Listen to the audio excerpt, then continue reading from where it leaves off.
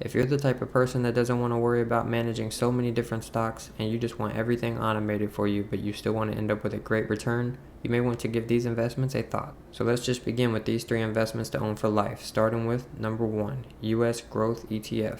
Number 2, US Dividend Focused ETF. And number 3, International Exposure ETF. Now, if you've never heard of these, don't worry, I'm about to explain what they are, where you can buy them, and how often to buy them. You can buy any of these ETFs on any US traded brokerage, like M1 Finance, TD Ameritrade, Fidelity, Charles Schwab, and many more. Now let's jump into number 1, US Growth ETF. Now first let me ask you something. Do you want to retire later with more money or earlier with less money? This is important because this will decide the route you take. For example, I am choosing to retire early with less money. So taking a quick look at my portfolio, you can see we have a $22,300 portfolio. We're up about $16, basically flat. We've received $219 from dividends. We put a bunch of big chunks in to get started. Over the last quarter, still been grinding up with weekly deposits. I have researched and hold 25 stocks.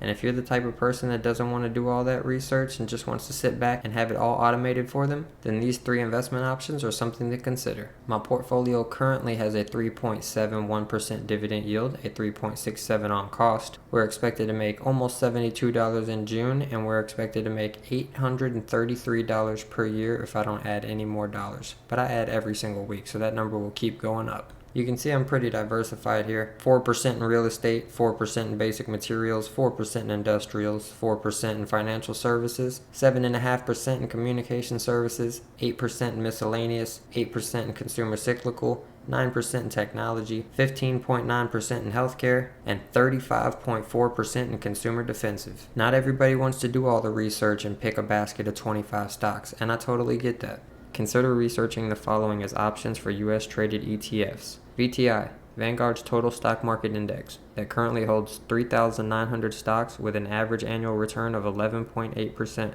Or VU, Vanguard's 500 Index, that holds 508 stocks with an average annual return of 13.4% and tracks the S&P 500.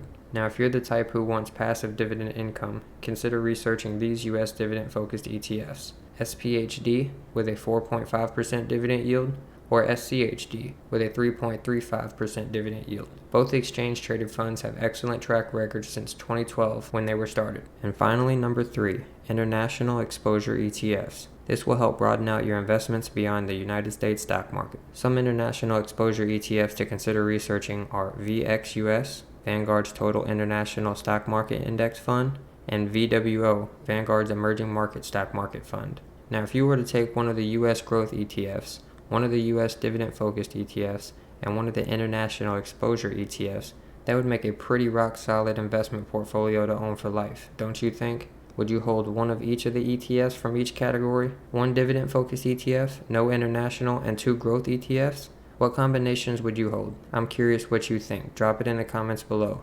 I hope you guys enjoyed the video. If you did, maybe go check out some other videos on the channel. Until next time, peace.